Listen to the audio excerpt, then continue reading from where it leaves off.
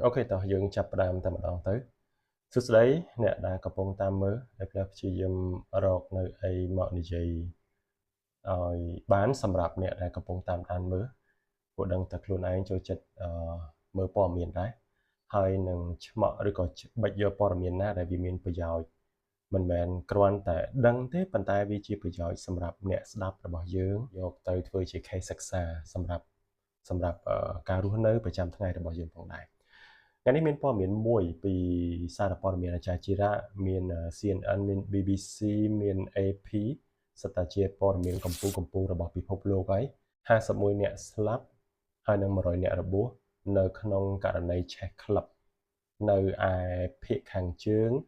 Macedonia ឬក៏គេហៅជាអាហ្នឹងជាប្រទេសមួយហើយបងប្អូននៅឯសហភាពអឺរ៉ុបនឹងឯង កាលមុន Macedonia ហ្នឹងគឺជាកន្លែងមួយជាទីក្រុងចំណាស់មួយរបស់ក្រិចទេក្រោយមកក៏ទទួលបានឯករាជ្យរបស់ខ្លួនគេឲ្យឈ្មោះថា North Macedonia ឬក៏សាធារណរដ្ឋ Macedonia ភាគខាងជើងហើយមុនហ្នឹងតើចេញមុនហ្នឹងប្រហែលជាកន្លះម៉ោងនឹងឯងដោយមានករណីឆេះក្លឹបកំសាន្តមួយនៅ ក្នុងក្លឹបហ្នឹងមនុស្សកំពុងរួមសប្បាយឆេះប្រហែលជាអត់មានច្រកចេញក៏មិនដឹងបណ្ដាលឲ្យស្លាប់រហូតដល់ទៅ51នាក់ហើយនឹងរបួសរហូតដល់ទៅ100នាក់ឯណោះវាជាចំនួនដ៏ច្រើនមែនទែនហើយយើងអាចទាញអីពីរឿងហ្នឹងបានមូលហេតុនៃការឆេះនៅក្នុងសារព័ត៌មានរបស់ AP នេះគេបានដាក់ដែរវាពាក់ព័ន្ធជាមួយនឹងឧបករណ៍មួយយ៉ាងឈ្មោះថា pyrotechnic ហ្នឹងលោកអ្នកប្រហែលជាឃើញនេះ គឺជាឧបករណ៍ដែលបញ្ចេញនៅភ្លើង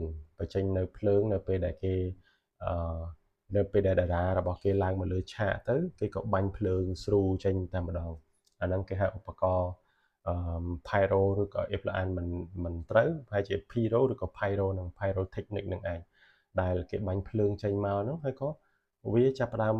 ឆាបឆេះយកតែម្ដងនៅម៉ោង 2:35 នាទីទៀបភ្លឺបានន័យថាអំឡុងពេលដែលមនុស្សចាប់ផ្ដើមស្វឹងហើយអញ្ចឹងហើយវាអត់មានច្រកចេញពេលនោះគឺមនុស្សចាប់ផ្ដើមរកផ្លូវអត់ឃើញទេរកផ្លូវអត់ឃើញដោយសារអា smoke ផ្សែងហ្នឹងវាខ្មួខ្មាញ់នៅក្នុងក្លឹបហ្នឹងដល់ពេលអញ្ចឹងទៅមនុស្សរកច្រកចេញអត់ឃើញទេនេះគឺជាបញ្ហាធំមែនតើដែលមិនមែនត្រឹមតែស្រុកយើងទេប៉ុន្តែស្រុកគេក៏ដូចគ្នានៅពេលណាដែលធ្វើប្រហែសគឺគ្រោះថ្នាក់ធ្ងន់ណាស់សម្រាប់ការបើកក្លឹបកំសាន្តហើយអត់មានសុវត្ថិភាពសម្រាប់ភ្ញៀវរបស់ខ្លួននឹងឯងតែងតែរំលឹកកន្លែងហ្នឹងដើម្បីឲ្យម្ចាស់ក្លឹបដឹងព្រោះស្រុកខ្មែររបស់យើងការចូលលេងក្លឹបអ្នកដែលចូលទៅអត់ដែលចាប់អារម្មណ៍រឿងច្រកexit ហ្នឹងទេច្រករបៀបចែកច្រក exit ហ្នឹងសំខាន់ណាស់ណាมันអាចមានតែមួយបានទេវាត្រូវតែមាន2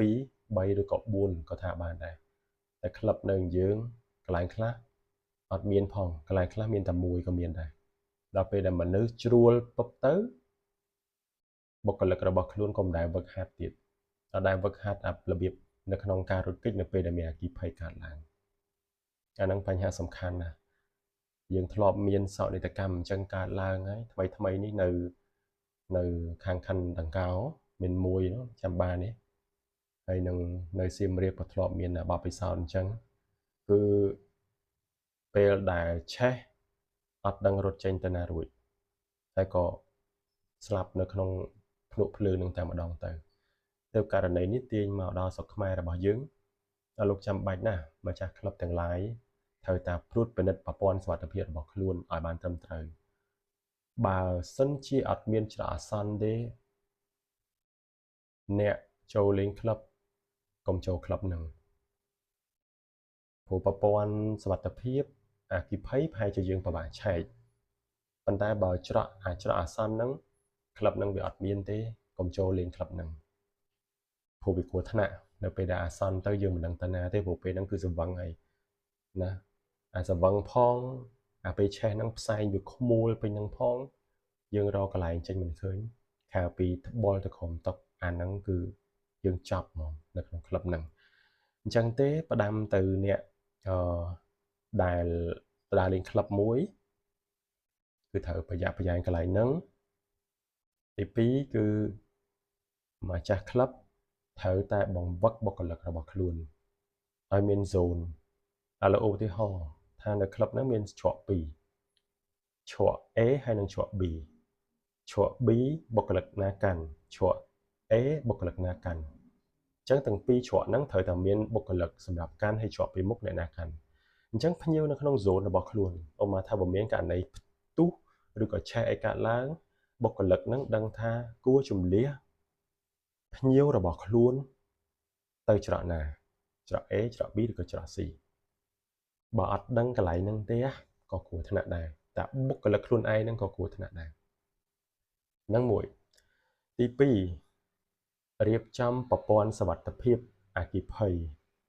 ទាំងប្រព័ន្ធអូតូនៅពេលដែលវាមានផ្សែងតែពិបាកព្រោះក្លឹបខ្លះវាមានអ្នកជក់បរិយគេមានបាញ់ផ្សែងអាហ្នឹងប្រហែលជាអត់បានទេអញ្ចឹងដាក់អាសលេងកណ្ដឹងវិញនៅពេលដែលមានដាតភ្លើងគឺត្រូវតែមានកណ្ដឹងរោហើយទឹកវាបៀកបាញ់មកតែម្ដងអាហ្នឹងទៅប្រឹក្សាជាមួយខាងផ្នែក technician របស់ខាងភ្ជាប់បណ្ដាញទឹកឬក៏បណ្ដាញអគ្គិភ័យឬក៏ទៅប្រឹក្សាជាមួយមន្ត្រី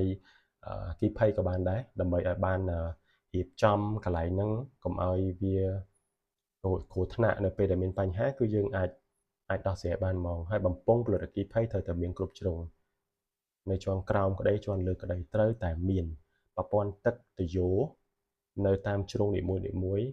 នៅពេលដែលមានបញ្ហាភ្លាមហើយដែលសំខាន់គឺត្រូវមានភ្លើងអាសន្ននេះចង់និយាយថាតែពេលដែលមានអគ្គិភ័យភ្លើងវាផ្ដាច់ឧទាហរណ៍ឆ្លងអគ្គិសនីវាផ្ដាច់ភ្លើងបាត់ហើយ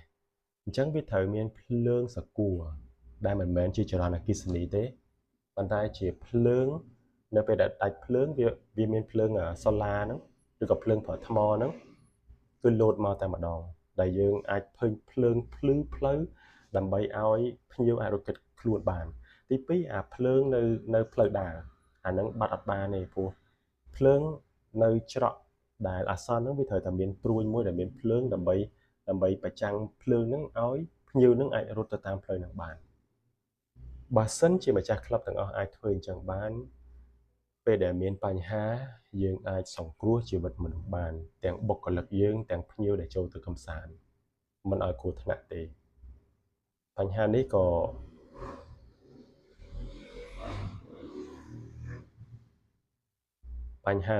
ផ្ញើជូនទៅស្ថាប័នពាក់ព័ន្ធដែរ